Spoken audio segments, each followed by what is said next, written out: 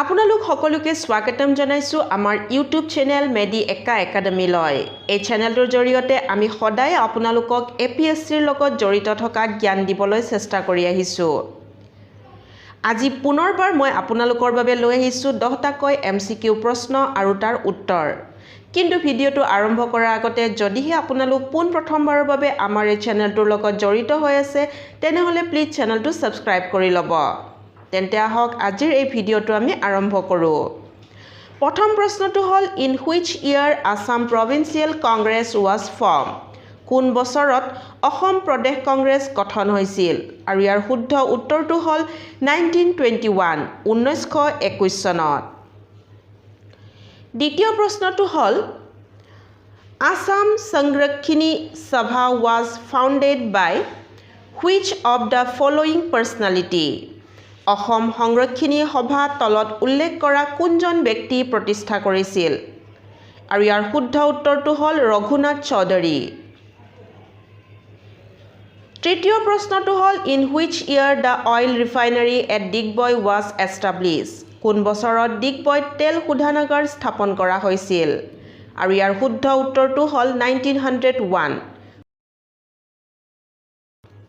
চতুৰ্থ প্ৰশ্নটো হ'ল অসম চাহ কোম্পানী কোন বছৰত প্ৰতিষ্ঠা হৈছিল? In which year did the Assam T company gut established? আৰু ইয়াৰ শুদ্ধ উত্তৰটো হ'ল 1839 1839 চনত। পঞ্চম প্ৰশ্নটো হ'ল হু ডিস্কভাৰ্ড টি ইন আসাম? অসমত কোনে চাহ আৱিষ্কাৰ কৰিছিল? আৰু ইয়াৰ উত্তৰটো হ'ল ৰবাৰ্ট ব্ৰুছ। ষষ্ঠ প্ৰশ্নটো হ'ল when did battle of Hadira Chowki took place between Ahom and Burmese? Ahom আৰু বাৰ্মিজৰ মাজত হাদিৰা চৌকিৰ যুদ্ধ কেতিয়া হৈছিল? আৰু ইয়াৰ শুদ্ধ উত্তৰটো হ'ল 1821 1821 চনত।